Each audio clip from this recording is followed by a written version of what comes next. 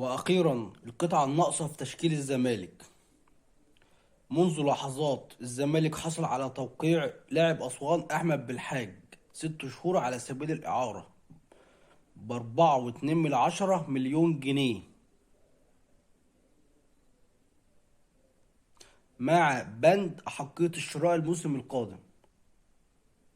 وأسوان اللي هيحدد سعر اللاعب الموسم القادم.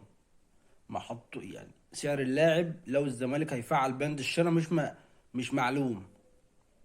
يعني الزمالك واخده يشوف هيشتغل في المنظومة ولا لأ. بس خلاص الزمالك حصل على توقيعه،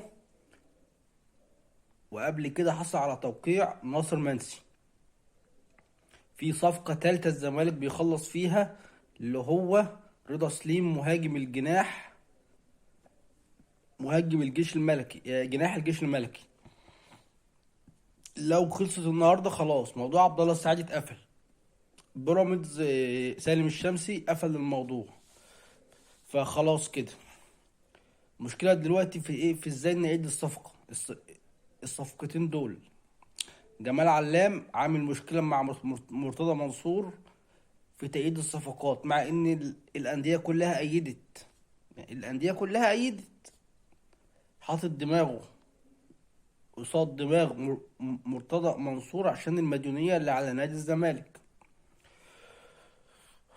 مبسوط جدا بالمشاهدات والتفاعل، وعاش الزمالك.